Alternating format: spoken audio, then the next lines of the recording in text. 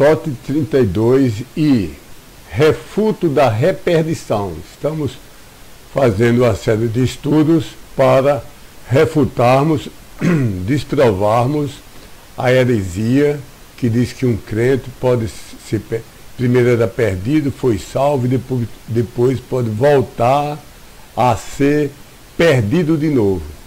E vamos ver hoje passagens referentes ao que é chamado de pecado imperdoável. Isso é um pecado que veremos que foi um pecado super específico, que foi cometido só uma vez em todos os séculos, foi cometido somente por algumas poucas pessoas, e essas pessoas nunca creram nem foram salvas e viveram nos dias de Jesus sobre a terra. De mais de 114 versículos claros e explícitos, nós já provamos que, ao menos a nós, os verdadeiros crentes dessa dispensação atual de assembleias locais de convertidos gentios, Deus garantiu que, uma vez salvo, sempre salvo, preservado pelo poder e fidelidade de Deus, mesmo que na terra sejamos fracos, fraquejemos, possamos cair em pecados e sejamos disciplinados e no céu percamos galardões. Agora refutaremos tentativas de objeções, isso é, pessoas que querem por fim da força que o crente possa ser salvo, ser perdido, ser salvo, ser perdido, ser salvo, ser perdido indefinidamente. E refutaremos essas tentativas que alegam as seguintes passagens: Mateus 12, 31 a 32, Marcos 3, 28 a 30, Lucas 12, 10. Como podemos notar facilmente, essas passagens estão no grupo de capítulos da Bíblia, de Mateus até Atos, de Hebreus até Judas, que são direcionadas a igrejas em transição. Não são já as igrejas plenas, constituídas somente de gentios, as igrejas tendo o Novo Testamento completo ou quase completo, igrejas de gentios convertidos sem nada mais com o judaísmo antigo. Então não são dirigidas à igreja como as nossas. E são igrejas de novos professantes que tinham origem gentílica alguns e origem judaica outros. Mas a maioria era de judeus. E mesmo esses judeus formavam uma grande mistura. Havia os realmente salvos, os verdadeiros judeus convertidos e cristãos e crendo em Cristo e salvos, e aqueles que estavam no umbral, no vestíbulo, na porta, na entrada, na fronteira, na divisa entre a graça só pela fé, que estava diante deles, e atrás estava o judaísmo, e eles não queriam se separar do judaísmo e da lei e do Velho Testamento. Por isso nós precisamos examinar muito bem o contexto de cada passagem dos livros, tanto os evangelhos, como as cartas de Hebreus a Judas. Precisamos examinar muito bem. Às vezes num versículo está falando a judeus convertidos, e no outro versículo, às vezes no mesmo versículo, está falando a judeus que ainda estão no limiar, quase salvos, mas ainda não salvos. Se uma passagem se referir aos judeus ainda sob o limiar da salvação, mas não na salvação, então tal escritura não tem que se aplicar a nós da atual dispensação das assembleias locais e convertidos gentios.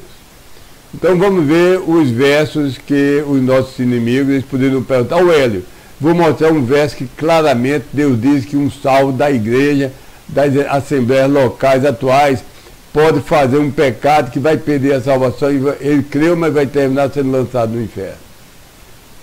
Então podemos responder. Primeiro vamos ver primeiro que versículos são esses. Então eles são Mateus 12, 31 a 32, que diz: por causa disso eu vos digo, todo tipo, isso é Jesus falando aos fariseus descrentes, e Jesus diz: por causa disso eu vos digo, todo tipo de pecado e de blasfêmia será perdoado aos homens, mas esta blasfêmia contra o Espírito Santo não será perdoada aos homens. E tudo que qualquer homem que fale uma palavra contra o Filho do Homem, isso lhe será perdoado. Todo e qualquer um, porém, que fale contra o Espírito, o Santo, isto não lhe será perdoado nem neste mundo nem naquele que está vindo. Então parece que se pode cometer um pecado ainda hoje que não pode ser perdoado, e que a pessoa foi salva e pode cometer esse pecado e perder a salvação. Não é, porque não está dentro disso aqui, que é um crente que está fazendo isso. Está falando de um homem, não está dizendo que é um crente. Marcos 3, 28 a 30, são três passagens que eles alegam. Em verdade vos digo que serão perdoados aos filhos dos homens todos os seus pecados e todas e quaisquer blasfêmias com que tenham blasfemado. Todo e qualquer um, porém, que blasfema contra o Espírito, o Santo, não tem remissão para o sempre, mas culpado é de eterna condenação. Presta atenção no verso 30. Por que Jesus disse isso? Porque eles diziam, um espírito imundo ele tem, referindo-se a Jesus. Então, toda essa frase foi dita por esse motivo. Eles diziam que Jesus tinha um demônio, um espírito imundo. Lucas 12, 10. E a todo aquele que dirá uma palavra contra o Filho do Homem, ela lhe será perdoada. Mas a aquele, havendo blasfemado contra o Espírito, o Santo, não lhe será perdoado. Então vamos responder. Em primeira instância, sim, toda e cada escritura é dada por assopro de Deus e proveitosa, etc. Segundo Timóteo 3,16. Mas são somente Romanos, até Filemão, que foram expressamente escritos, endereçados, explicitamente diz Paulo à igreja de Roma, Paulo à igreja dos Gálatas, Paulo à igreja em Corinto, etc. São expressamente essas partes da Escritura, de Romano a Filemão, que foram endereçadas nas primeiras linhas, endereçadas a igrejas, endereçadas a pastores ou endereçadas a membros de igrejas. Igrejas neotestamentárias de convertidos gentios, e ao falar sobre os seus salvos, e aos seus salvos, elas sempre se aplicam a nós. Quando Romanos está falando aos salvos, se aplica a nós. Quando 1 Coríntios está falando aos salvos, isso se aplica a nós. Quando 2 Coríntios se refere aos salvos, isso se aplica a nós e assim por diante. Portanto, sempre que há uma aparente contradição entre um verso entre Romano e Filemão e outro verso das demais partes da Bíblia, Gênesis, Êxodo, Mateus, Lucas, Judas, 1 Pedro, 2 Pedro, se há uma aparente contradição, nós sabemos que Deus nos contradiz nunca, por um segundo e por um milímetro, particularmente ao falar sobre a salvação. Tudo fica fácil e imediatamente resolvido se ambos os contextos nos dão permissão para interpretarmos assim. O versículo em Romano até Filemão se aplica diretamente a nós. Quando está falando da segurança da salvação, que nenhuma criatura poderá nos separar do amor de Deus, por exemplo.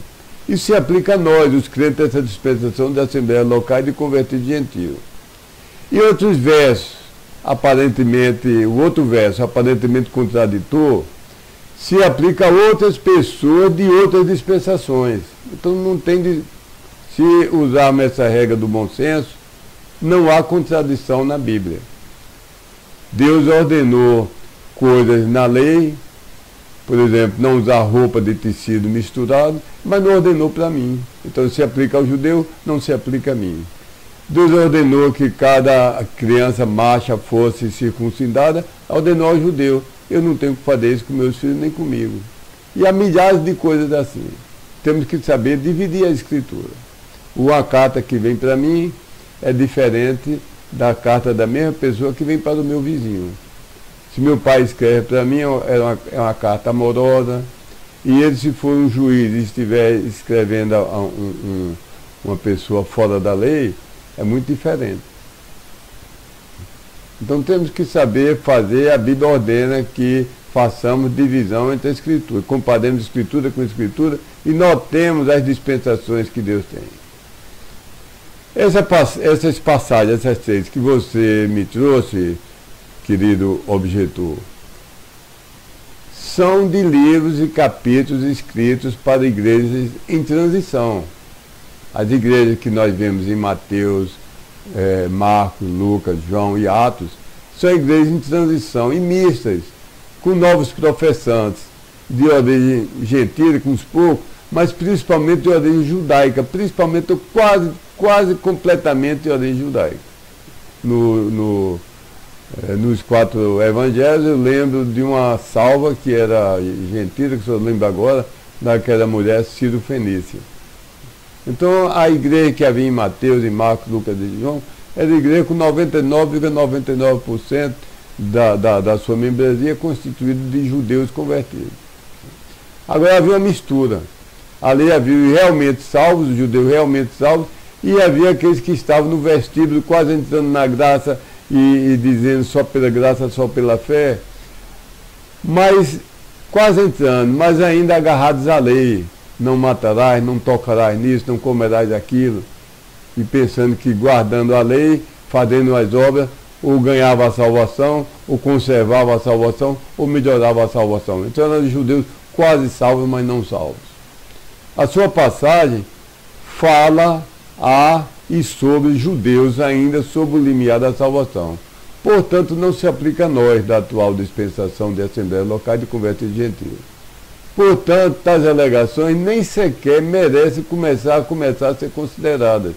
O que está dito ali a um fariseu não se aplica a mim, um crente. Ali está falando a um judeu, eu sou um brasileiro.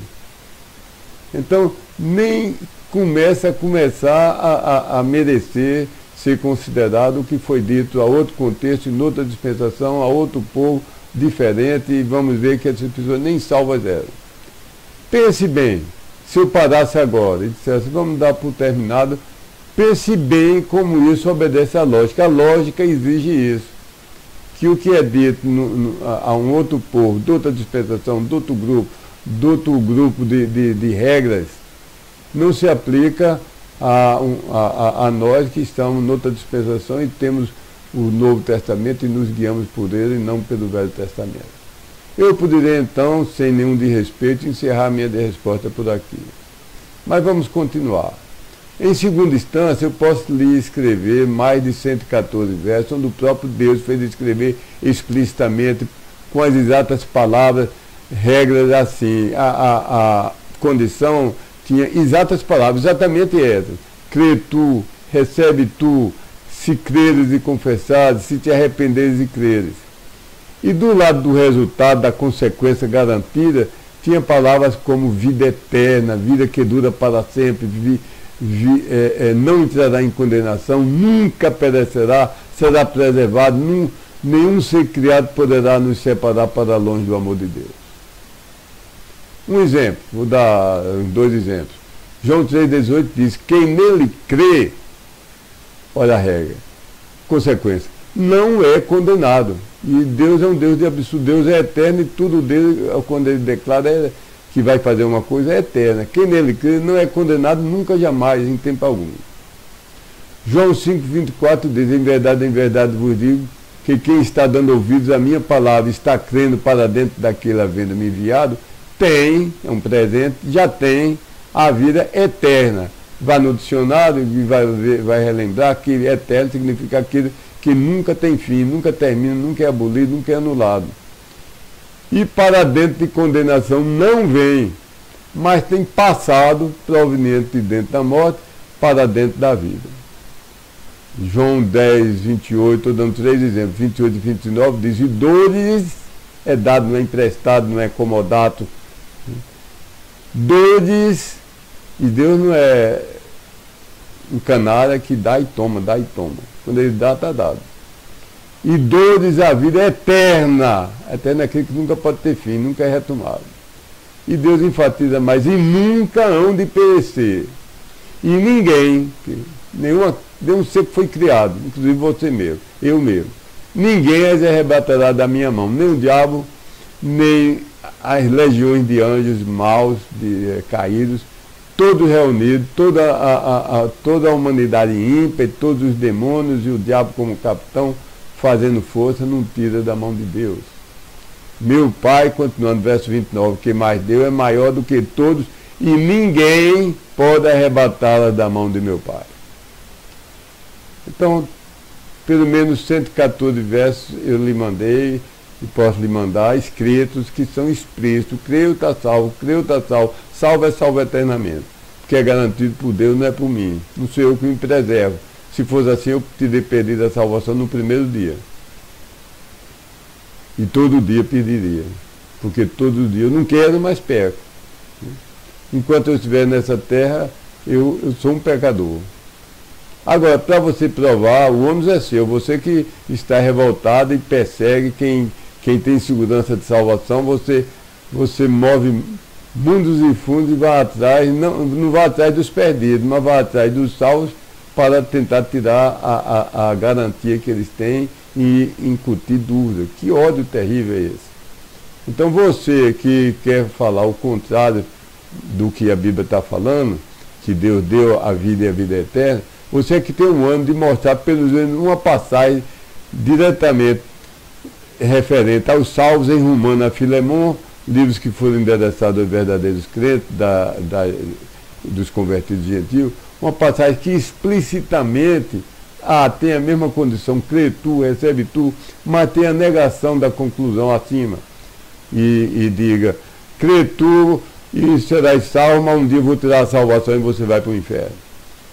Crê tu e recebe tu, Jesus, recebe a mim, Jesus, como Salvador e Senhor, e sua salvação vai ser temporária. No dia que você escorregar, perdeu tudo. Tenha cuidado. Sua vida vai ser uma onda, sobe e desce, salvo, perdido, salvo, perdido, salvo, perdido. Se morrer na hora que está no perdido, tchau, foi para o inferno. Acha uma passagem dessa para você poder dizer que Deus é contraditório, porque eu não aceito que você diga que ele é contraditório sem você mostrar uma passagem explícita dizendo que um salvo deixou de ser salvo. Decididamente, essas suas 3 passagens alegadas não faz isso. Poderíamos encerrar o debate, a argumentação sobre essas 3 passagens. Eu oro que você venha a crer nessas 114 passagens e seja realmente salvo. Porque se você diz que Deus é mentiroso, é doido, ou é fracote e promete e não cumpre, você ainda precisa ser salvo. Mas vou dar uma explicação adicional. Esses versículos têm preocupado tanto a muitos cristãos, como também a não salvos. Cristãos honestos, sinceros e verdadeiros veem isso e ficam aflitos e perguntando, será que eu algum dia blasfemei contra o Espírito Santo? E hoje eu me sinto tão bem e tenho tranquilidade da salvação, mas será que no futuro não vai haver alguma aflição que eu chegue a blasfemar do Espírito Santo e perca minha salvação? E os não cristãos, os não salvos também se afligem. Não posso ser salvo, eu cometi um pecado imperdoável, eu fui assassino, eu fui idólatra, eu fui feiticeiro, não posso ser salvo. 2 questões básicas têm que ser examinadas aqui, para esclarecer para esses 2 grupos. O descrente desesperado, pensando que não pode mais ser salvo, e o crente intimidado e amedrontado, pensando se talvez no futuro cometa esse pecado. 2 perguntas importantes, 2 perguntas básicas. Primeira, a quem Jesus falou essas palavras? Falou para mim? Falou só para as pessoas da época dele? Não todas, mas algumas. 30, 20, 3. Quantas pessoas? A quem foi que Jesus falou essas palavras? Resposta: elas foram dirigidas aos fariseus, os mais ímpios, falsos, os mais odiadores de Cristo, perdidos, condenados a caminho do inferno, de mente cauterizada, revoltosa, que viviam nos dias de Jesus sobre a terra, que viram Jesus, talvez até se tiver uma pessoa da família dele curada, se beneficiou até dos milagres de Jesus, viram os milagres e cometeram um terrível pecado incapaz de ser repetido, um pecado muito específico, que não pode ser repetido por causa das suas especificidades. Note, Mateus 12, 24 a 25. Os fariseus, porém, havendo ouvido isso, disseram: este varão não expulsa os demônios senão por Beelzebub, o príncipe dos demônios.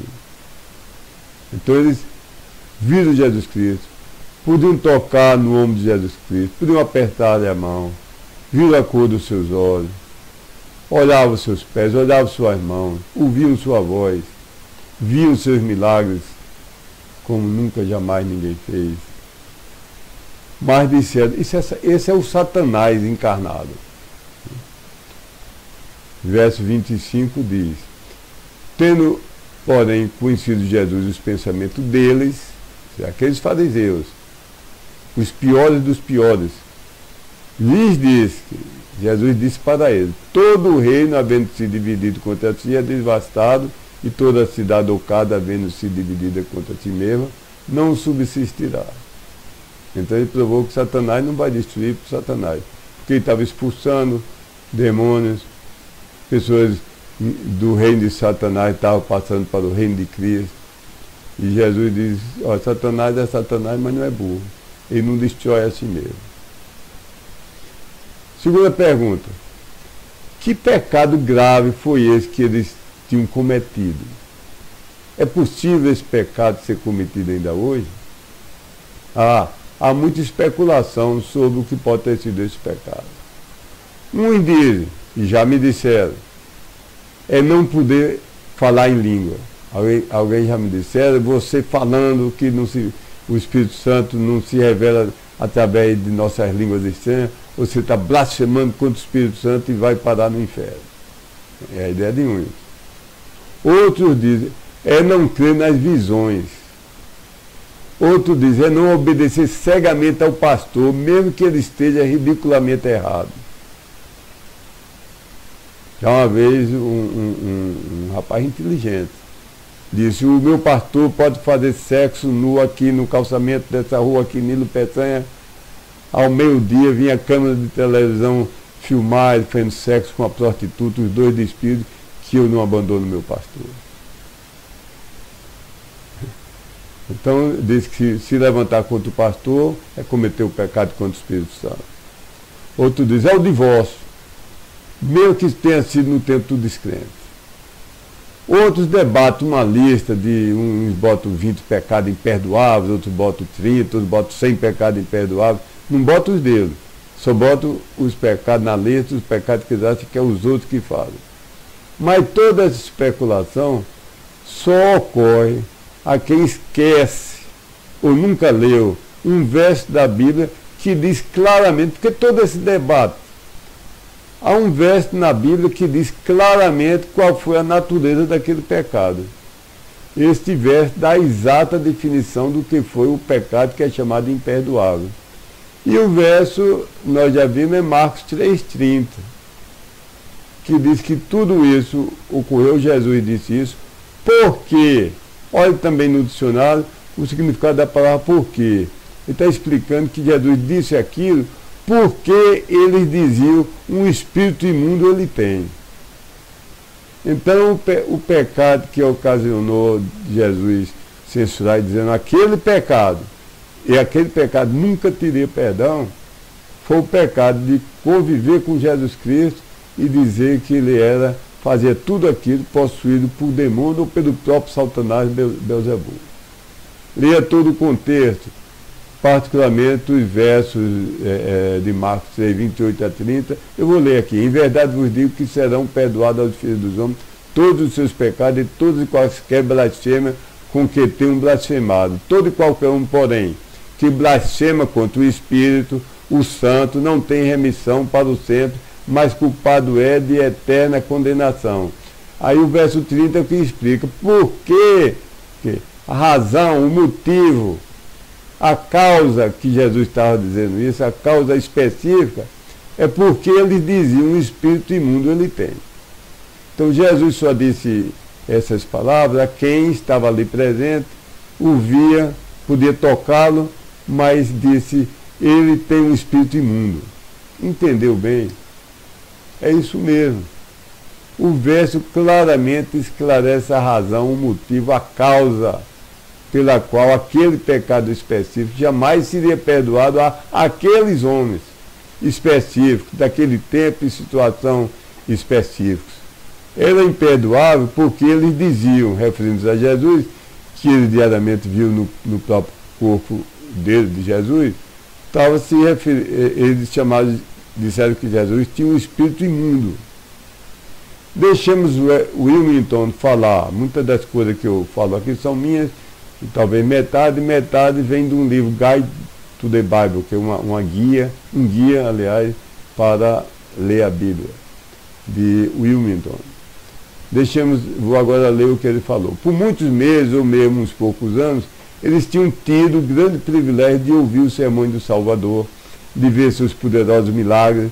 Alguns desses fariseus fizeram isso quase todos os dias, com ódio seguindo Cristo de aldeia em aldeia. Havia pelo menos uma comissão, pelo menos 10, 20 ou 30, seguindo Cristo. Não havia gravador, não havia filmadora, mas 20 ou 30 testemunhas, ouvindo e anotando cada palavra, cada gesto que Jesus fez, tentando achar algum pecado nele, mas somente vendo com seus próprios olhos como ele é o maravilhoso Deus, todo-poderoso, santo, de sublime amor, de maravilhosos milagres. Talvez seguido a Jesus Cristo 1 ano, 2 anos, 3 anos, dia a dia, aquela matilha de lobos procurando registrar uma palavra, um gesto errado de Jesus Cristo. Mas ao invés de crerem, eles desagradaram o Filho de Deus. Aliás, degradaram, insultaram, da forma mais tremendamente blasfema e injuriosa imaginável. Eles podiam ter dito, é preguiçoso, é mau, é parcial, protege os apóstolos, os discípulos. Tudo isso já seria um pecado enorme, porque é mentira. Mas eles pensaram na maior ofensa possível e acusaram-no de realizar milagres somente através da energia do próprio Satanás, o príncipe dos demônios. Foi ao fazer isso que eles cometeram o pecado imperdoável. O que mais poderia o próprio Deus fazer para convencê-los? O grave pecado deles não foi com toda certeza que eles não podiam crer, devido à falta de informações, provas e chamados. Não é que eles moravam muito longe, nunca ouviram falar, nem sequer falar de Jesus Cristo. Não é, o pecado deles não foi que eles não puderam crer, não tiveram a oportunidade de crer. Mas que eles determinaram-se jamais querer crer. Fizeram um voto entre eles, não vamos crer nesse homem, nem que ele faça o maior milagre, nem que ele desça, nem que ele veja o céu aberto, Deus dizendo, esse é meu filho amado, nós não vamos crer. Por mais abundantes e irresistíveis que fossem as informações, provas e chamados, eles não queriam crer. À luz, tendo visto o que foi dito acima, o pecado imperdoável não mais pode ser cometido hoje, porque as condições desse pecado foram pessoas que conheciam a Bíblia, que eram professores da Bíblia, seguiram Jesus, viram seus grandes milagres, puderam tocar em Jesus, ouvir suas palavras, ver com os próprios olhos, sentir sua respiração, ver a cor dos seus olhos, mas fizeram essa revolta inominável. E isso não pode mais ser cometido hoje, porque Jesus não está andando no seu corpo por aqui, com o seu corpo terreno, fazendo milagres. Se um descrente em prantos lhe disser, meu amigo, que cometeu um pecadão e agora chora porque anela ser salvo e acha que Deus não vai lhe permitir, esse é o sonho de todo grande evangelista, quando a pessoa diz, eu quero ser salvo, mas eu cometi um pecado tão grande. Eu dei um chute numa santa católica quando ninguém estava olhando. Eu joguei pedra na igreja católica. Eu fiz. Quando alguém disser, eu sou homicida, ninguém nunca me pegou, me descobriu, mas eu cometi homicídio. Eu não posso ser salvo. E explique que a aflição que ele está sentindo, que ele está chorando, aquela angústia, é justamente a evidência da ação do Espírito Santo chamando para a salvação. Se não fosse isso, ele não estaria. Se fosse o diabo, estaria ele tranquilo, sem nenhum medo. Mas é o Espírito Santo que está dizendo que você precisa ser salvo. Explique tudo acima e lhe fale do doce convite do maravilhoso Evangelho. Eu acho que eu não tive ainda a oportunidade na minha vida de me deparar com uma situação dessa.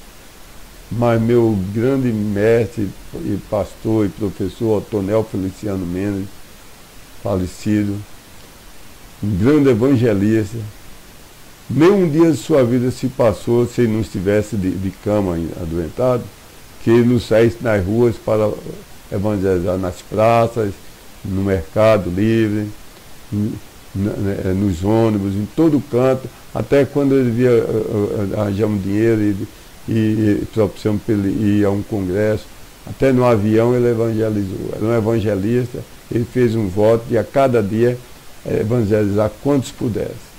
E ele me falou de vários casos, de prostitutas, de assassinos, de tudo que você possa imaginar, que foram salvos.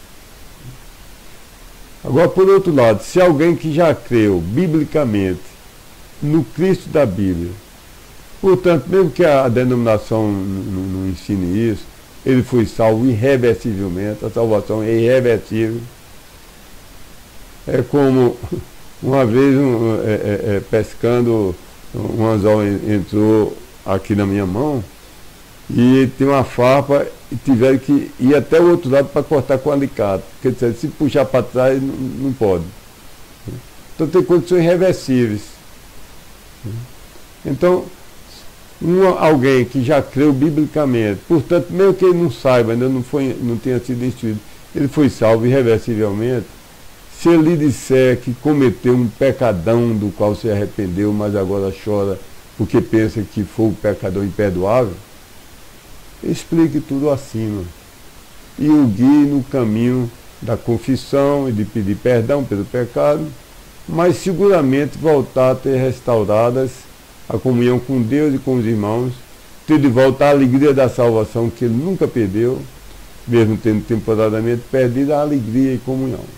Ele perdeu a alegria e comunhão porque estava em pecado, sem confessar, mas quando confessa, volta a ter plena alegria e comunhão com Deus e com os seus irmãos das igrejas.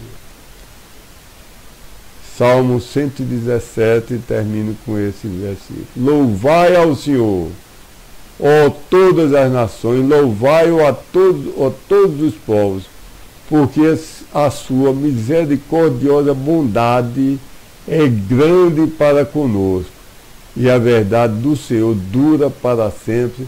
Louvai ao Senhor. Quão maravilhoso é o Senhor. Não fosse a sua misericórdia, eu voltaria a ser perdido a cada dia.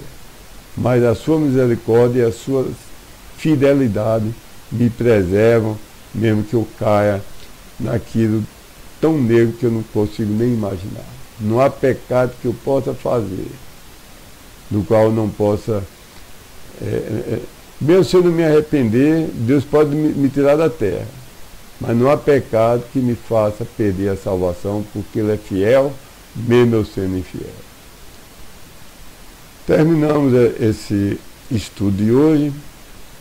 E ó você que sempre batalhou contra esses 114 versos cristalinamente claros e explícitos, onde Deus garante que é Ele que preserva imutável e eternamente salvo a quem nele creu, para o bem de sua alma. Ó meu amigo, eu rogo em amor ardente, lhe empurro para você ser salvo. Você ainda não é salvo, você pode ser zeloso, esforçado, religioso, pode ser seminarista, pode ser um pastor, mas se você não crê nessas 114 promessas, você não é ainda um crente, não é salvo. E eu ardentemente, com compaixão, com amor, eu lhe animo e exorto a se humilhar, se arrepender, pedir perdão a Deus por nunca ter crido nesses versos, creia nele e invoque Cristo como seu pessoal salvador, eternamente lhe preservado. Deus lhe abençoe, meu amigo.